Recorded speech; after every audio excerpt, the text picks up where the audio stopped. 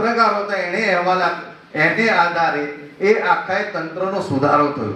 જે દરિદ્રતામાં જે યાતનામાં પીડાતા કેદીઓ હતા એ કેદીઓના માટે પણ સારી વાત વિચારવાનું કામ પણ પત્રકારે કર્યું છે. એટલે પત્રકાર એ કોઈ માત્ર સારી દેખાય છે એ વસ્તુ નથી, પરંતુ ખરાબ છે એને વધારે સારી કઈ રીતે કરી શકાય એનું એક સુધારક તરીકેનું કામ પણ પત્રકારનું છે. આપણને ખબર છે ઘણી બધી ફિલ્મોમાં પત્રકારની ભૂમિકા કેટલી જબરજસ્ત હોય છે.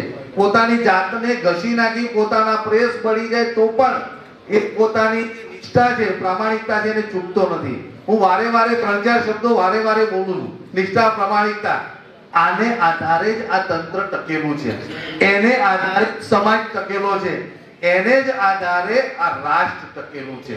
કારણ કે જે વેલ્યુઝ છે એ વેલ્યુના આધારે જ સમાજ ટકેલો છે. સંપન્નતા એ દેખાય છે, પરંતુ એ સંપન્નતા જો સદમાર્ગે જાય તો એ સંપન્નતા સમાજમાં વ્યવસ્થિત રીતે દેખાય છે.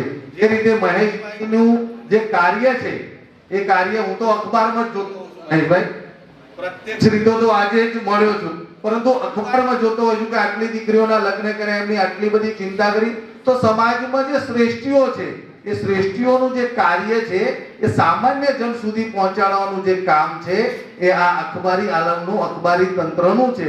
જેના નાના નાના ચોપાનિયા ચલાવનારા કે મોટામાં મોટું અખબાર જે ફૂલ સાઇઝનું હોય 24 પેજનું, એ પણ એ જ કામ કરે છે અને નાનો પણ એ કામ કરે છે. એની સાથે જોડાયેલું માત્ર કમિટમેન્ટ છે, અને એ કમિટમેન્ટ જો સાચું હોય તો સમાજ 100% સદમાર્ગે જાય.